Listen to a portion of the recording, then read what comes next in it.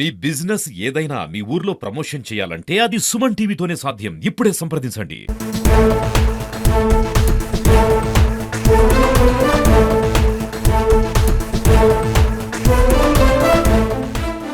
పాత్రికేయులకు నమస్కారము.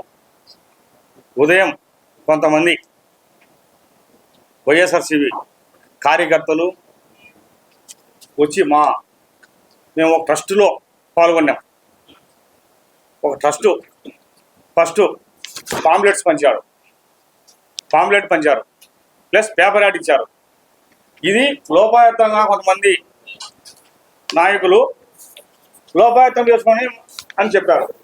సాక్షి మీ పేపర్, మీ ఒరిజినల్ పేపర్ సాక్షి, ఆంధ్రజ్యోతి, ఈనాడు అన్ని పేపర్లు 4 పేపర్లలో ఇచ్చారు. మేము ఊరికి లోపాయుక్తం వేసుకోలేదు. మీ మాది ఏదో పనులు మేము చేయం. ఎండోమెంట్ వాళ్ళు యాక్షన్లో పాల్గొన్నారు. ఎండోమెంట్ ఆఫీసర్లు, ట్రస్ట్ మెంబర్లు, చైర్మన్లు అందరూ ఇంకోటి ఎక్కడి నుంచైనా ఆన్లైన్లో అయినా పాడొచ్చని ఇచ్చారు. మీ ఎక్కడి నుంచైనా వేసుకోవచ్చు. ఢిల్లీలోంచైనా మనం టెండర్ వేసుకోవచ్చు. వాళ్ళు ఎవరైనా వేసుకోవచ్చు. ఓపెన్ టెండర్ పెట్టారు, ఓపెన్ యాక్షన్ పెట్టారు. ఏం మీకు దొమ్మలు లేవా? మీరు పాడుకోలేరా? వచ్చి మీరు వచ్చి పాడుకోవచ్చు కదా. మేము వద్దానే మనం పాడుకుంటా అంటే ఇన్ని పేపర్లు వేసినారు. మీకు ఏమని వేసారు? మీకు లోపాయుక్తం అంటారు. ఆఫీసుల మీద పడతారు మీరు. ఆఫీసులు అంటే మీకు కళ్ళు కనపడలేదా మీకు? ఇక్కడ చూడండి, మాకు ఎండోమెంట్ వాళ్ళు ట్రస్ట్ వాళ్ళు రిజిస్టర్ చేయించారు. ఇది మాకు ట్రస్ట్ సంబంధించింది. ప్రతి 3 years 3 ఏళ్ళకు ఒకసారి 30% పెంచాలా. 12 నెలలు అడ్వాన్స్ ఇవ్వాలా. 5 lakhs డీడీ ఇవ్వాలి వాళ్ళకు. మళ్ళా మేము ఇన్ని ఇస్తాను మనకు. మీరు మొగలు వచ్చి పాడుకోండి. మేము వద్దనేమా? ఏంటికి వచ్చి అందరి మీద పడ్డాము? ఇది మోటి ట్రస్ట్ వాళ్ళు వాళ్ళ కండిషన్ల ప్రకారం మొత్తం అన్ని మీకు కావాలి. అందరికి వాట్సాప్ పెడతా. ఒక చిన్న తప్పు కూడా మేము చేయం. వాళ్ళ మాదిరి మేము తప్పు చేయం. ఏ తప్పు చేసినా మేము పడం.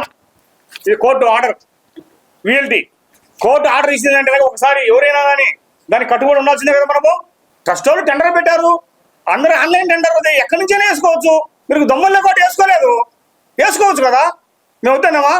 నేను ఒకటి బాలకృష్ణ అంటే ఒకటి పాడినా, కిషోర్ అని ఇతను ఒకటి పాడినాడు.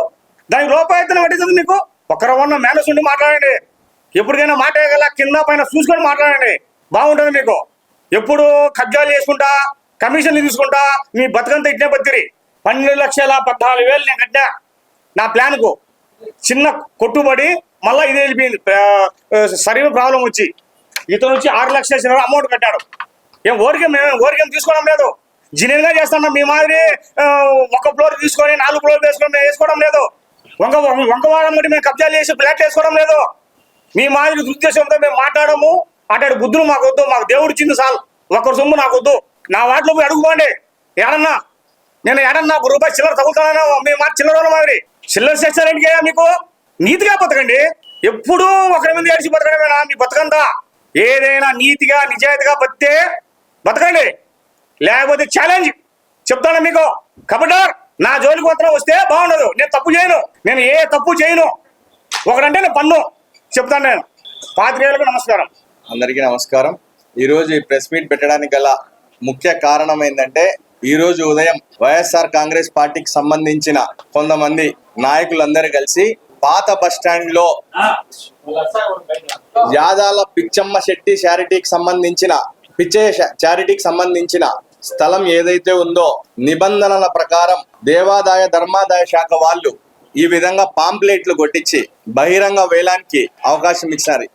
ఇలాంటి కడప మొత్తం పంచి ఎవరైనా సరే నిబంధనలకు అనుగుణంగా వాళ్ళు ఏవైతే ఇక్కడ నిబంధనలు పెట్టారో వాటికి అనుగుణంగా పార్టిసిపేట్ చేయొచ్చు అని చెప్పి ఈ విధమైన బహిరంగ ప్రకటన ఇవ్వడం జరిగింది. ఈ పాంప్లెట్లే కాకుండా సాక్షి పేపర్కి సంబంధించినవి కానీ, ఈనాడు కానీ, ఆంధ్రజ్యోతిలో కానీ ఇలా తెలుగు దినపత్రికల్లో కూడా వీటిని ప్రచురించి ప్రజలందరికీ కూడా తెలిసే విధంగా చేయడం జరిగింది. మీటింగ్ పెట్టి టెండర్లో ఎవరికైతే ఎంతమంది పార్టిసిపేట్ చేశారో ఇక్కడ అధికారులు అయితేనేమి వీళ్ళందరూ కూడా పాల్గొని ఇక్కడ పార్టిసిపేట్ చేసి ఎవరైతే అక్కడ వేసిన వాటిలో ఎక్కువ కోట్ చేశారో వాళ్ళకి టెండర్ రావడం జరిగింది. టెండర్ వచ్చిన తర్వాత పూర్తి స్థాయిలో ఎవరైతే ఎండోమెంట్ అధికారులు అయితేనేమి, చారిటీకి సంబంధించిన ట్రస్ట్ సభ్యులైతేనేమి వాళ్ళందరూ కూడా ఏవైతే వాళ్ళ నిబంధనలకు అనుగుణంగా చేశారో దాని ప్రకారమే వాళ్ళు వచ్చి ఎవరైతే టెండర్ పాల్గొన్నారో ఆ టెండర్ ఎవరికైతే వచ్చిందో ఆ సంబంధిత వ్యక్తులకు వాళ్ళు వచ్చి రిజిస్ట్రేషన్ కూడా చేయించడం జరిగింది. రిజిస్ట్రేషన్ చేయించిన తర్వాత దానికి అనుగుణంగా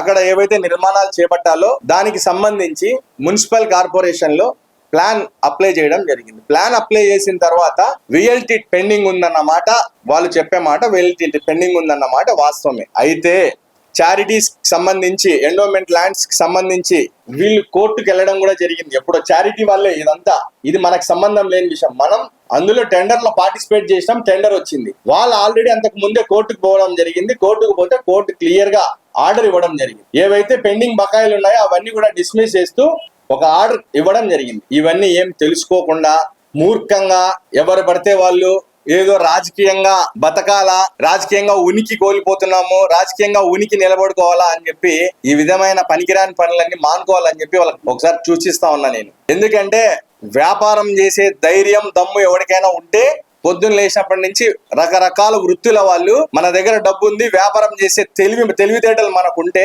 సమాజంలో ఏం జరుగుతా ఉంది, ఎక్కడెక్కడ ఎలాంటి అవకాశాలు ఉన్నాయి వాటి కోసం చూసి పార్టిసిపేట్ చేసే అవకాశం ఉంటది. మాట్లాడితే ప్రతి దానికి పార్టీని చుట్టడం, ఎమ్మెల్యే గారిని చుట్టడం, అధికార పార్టీ అని చుట్టడం ఒక అలవాటు అయిపోయింది. ఎందుకంటే ఇంతకాలం మీరు చేసిన పనులు ఇవేమో, ఒకసారి మిమ్మల్ని మీరు ప్రశ్నించుకోండి. అంతే తప్ప ఏదో నలుగురు నేసుకొని వస్తాము, నలుగురు నేసుకొని వచ్చి ఇష్టానికి పిచ్చి ప్రేలాపనలన్నీ మానుకోండి. మానుకుంటే మర్యాదకు ఉంటది. మీకు చదువు రాదా? ఒకటికన్నా జియో చూసినారా?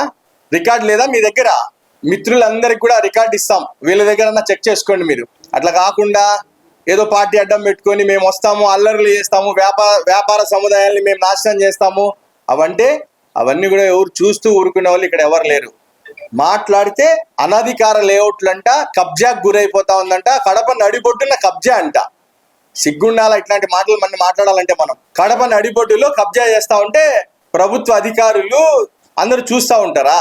అరే ఆ స్థలం ఎవరిది, ఏం జరిగిందని కూడా తెలుసుకోకుండా కబ్జాకు గురైపోయింది, పెద్ద పెద్ద అంతస్తులు కట్టేస్తా ఉన్నారు. మీ ఎవరికైనా సరే ఆడికి వచ్చిన వాళ్ళందరికీ అంతమంది నాయకులు వచ్చినారు కదా, మీకు ఎవరికైనా సరే ఈ వ్యాపారం చేసుకునే దమ్ముంటే యాజ్ ఇట్ ఈస్ కట్టిన లెక్క ఎక్కడెక్కడ ఎంతెంత డబ్బులు అన్ని ఆన్లైన్ డీడీలే తీసింది. ఈ ఆన్లైన్ డీడీలు ఇచ్చి మీరు చేసుకునే దమ్ముంటే రాండి, చేసుకుందరండి. విత్ పర్మిషన్లతో మేము రెడీ చేపించిస్తాం, మీరు చేసుకుందరండి. చేసుకొని చేత కాదు, బతకని చేత కాదు. ఎవడన్నా బతుకుతా అంటే వాడి మీద పడతాం, ఎవడన్నా సంతోషంగా బతుకుతానంటే వాడి మీద పడి ఏడుస్తాం. ఎంతవరకు కరెక్ట్? ఇవన్నీ కూడా డీకేటీ ల్యాండా ఇదేమన్నా కబ్జా చేయడానికి? ఆ ల్యాండ్ ఎవరితో కూడా తెలుసుకోకుండా మనం కబ్జా గురైపోయింది. అధికారులు లంచాలు తీసుకున్నారు, వాళ్ళంతా తిన్నారు, వీళ్ళు ఎంత తిన్నారు. అధికారులు మాట్లాడి స్థాయా మీది? ఏం జరిగిందో తెలుసుకోరా మీరు? అధికారులు అంటే అంత తెలుసు, వీళ్ళు పెద్ద మొగోళ్ళు వచ్చినారని కమిషనర్ అంట, జాయింట్ కమిషనర్ అంట, ఈ మున్సిపల్ కమిషనర్ అంట, అందరు వీళ్ళ దగ్గరికి వచ్చి చేతులు కడుక్కొని నిలబడుకొని సార్ అని వీళ్ళకి ఎక్స్ప్లెయిన్ చేస్తారు. మీకేమైనా సందేహాలు ఉంటే ఎండోన్మెంట్ వాళ్ళ దగ్గరికి వెళ్ళండి, లెటర్ పెట్టండి, పూర్తిగా మీకు కావాల్సిన సమాచారం అంతా ఇవ్వడానికి వాళ్ళు సిద్ధంగా ఉన్నారు. కార్పొరేషన్కి వెళ్తారా? కార్పొరేషన్ ప్లాన్ కి సంబంధించి 12 లక్షల చిల్లర డబ్బులు కట్టున్నారు. వాళ్ళని అడగండి, వెళ్ళి ఎందుకు కట్టినారు 12 లక్షల చిల్లర అని చెప్పి వాళ్ళని అడగండి, వాళ్ళు చెప్తారు. కావాల్సిన ఇన్ఫర్మేషన్ తీసుకోండి. వీధికి ఎక్కుతాం, అల్లరి చేస్తాం, ఎవరినైనా అల్లరి పాలు చేస్తాం అంటే ఇవన్నీ ఎంతవరకు కరెక్ట్? ఇవేనా సిద్ధాంతాలు మీవి? ఈ ప్రకారం నడుచుకోమని చెప్పినారా మిమ్మల్ని? దయచేసి మరొక్కసారి చెప్తా ఉన్నా మీ అందరికి కూడా, ఏదైనా మనం ఒక పని చేసేటప్పుడు 1-2 సార్లు ఆలోచించి చేయాలా. ఏదో ఉనికి కాపాడుకుంటే చాలు ఈ నియోజకవర్గంలో ఏమైనా చేస్తాము కాబట్టి తప్పో ఒప్పో బుడద వేసేద్దాము, తీసేసి తర్వాత వాళ్ళు కడుక్కొని సస్తారులే సావనీలే అనుకుంటే ఇది కరెక్ట్ కాదు.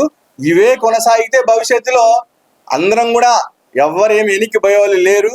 భవిష్యత్తులో చాలా మనం మాట్లాడుకోవాల్సిన విషయాలు వచ్చినప్పుడు తప్పకుండా అన్ని విషయాలు మాట్లాడుకుందాం. ఎక్కడి నుంచి గతం మనం అధికారంలో ఎన్ని సంవత్సరాల నుంచి ఉన్నాము, ప్రతిపక్షంలో ఎన్ని సంవత్సరాల నుంచి ఉన్నాము, ఈ నియోజకవర్గంలో ఎన్ని సంవత్సరాల నుంచి అధికారంలో ఉన్నాం, అన్ని మాట్లాడుకుందాం. ఎవ్వరు కూడా ఏదో దేనికో భయపడే వాళ్ళు ఎవరు లేరు. ఎవరి బతుకులు వాళ్ళని బ్రతకనిస్తే అందరికీ గౌరవం ఉంటుంది. అట్లా కాకుండా వేరే వాళ్ళ బతుకుల్లో మేము దూరుతామంటే మాత్రం కొంత మంచిగా ఉండదనే విషయాన్ని మీరు గుర్తించాలని చెప్పి మీకు తెలియజేస్తా ఉన్నా.